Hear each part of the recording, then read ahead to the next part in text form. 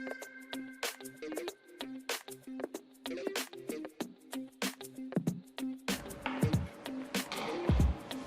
welcome to our third part of this video about torque. At this part we will learn about angular motion. Okay, before we try to finish the problem and understand what is the angular motion, please watch this video before. For decades, the Winter Olympic Games has drawn people from across the world to marvel at breathtaking athletics on the snow and ice. One of the most popular events is figure skating. Athletes meld acrobatics, dance, and physics into mesmerizing performances. It is the sheer precision that separates the skilled athlete from the novice. Through years of tireless training, skaters must learn to understand and use angular momentum to become the best in their sport. Angular momentum is the product of a skater's moment of inertia and angular velocity and is represented by the letter L. When the skater is rotating with no net external torque acting on her, angular momentum is conserved. With her arms and leg outward, she increases her moment of inertia, which reduces her angular velocity. As she pulls her arms and leg inward, she is able to spin faster since her angular velocity increases while her moment of inertia decreases. And this is how skaters become champions.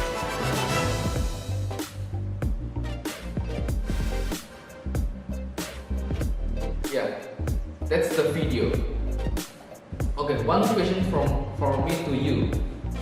When the ballerina will spin faster or when the ballerina will spin slower? After you watch the video, I believe that you must be able to correctly answer this question. Yeah, the ballerina will spin faster when she closes his hand, but in the other hand, the ballerina will spin slower when he opens his hand like this one. And she will spin faster when she closes his hand. So why does that happen? It happens because the angular of momentum theory acting on the ballerina. The angular momentum is defined in physics as the angular motion in the rotational equivalent to linear momentum. Angular momentum is a vector quantity that represents the product of the body rotational inertia and rotational velocity. Is formulated as L equal to E, moment of inertia, and omega, angular motion. So it's L equal to E multiplied by omega. Here the example. A plane with mass of 2 kg and radius 0.1 meter. If the balloon is rotated at the center and its angular velocity is 2 radians per second, find the angular momentum of the balloon. The first one, like before, is just write down all the given at the problem. The particle mass is 2 kg.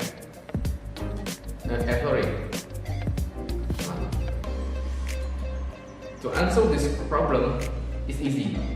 The first one is we need to write down all the given that listed on the problem. The mass of the pallet is 2 kg and the radius of the pallet is 0.1 meter and the angular velocity is 2 radians per second. The formula of angular momentum is L equal by E and omega. Yeah, we got omega is 2 radians per second, but we still don't know the magnitude of moment of inertia. So what we need to find out how much is the moment inertia of the plane. The moment inertia is equal to E mr squared because the shape of the poly is the same as the solid cylinder. We use the solid cylinder as a reference to find the moment inertia of the volley. The moment inertia of cylinder is equal to E half multiplied by mr squared. Yeah, so just input all the number into the formula. E equal to half multiplied by 2 multiplied by 0.1 squared. And the final result is 1 multiplied by 0.01, and the result is 0.01 kilogram per meter square. That is the magnitude of the moment of inertia. And then lastly, we put all the number into the formula of angular momentum. L equal to E multiplied by omega. So L equal to 0.01 multiplied by 2. The final result is L equal to 0.02 kilogram meter square per second. Yeah, this is the last point that I want to give you in this video. This is the connection between moment of inertia to the momentum, Newton's second law, work and energy, and kinetic energy. Okay, I hope you understand, and if you find out it is hard or you have some questions, please contact me and let me know which part you find it hard. Thank you all. See ya.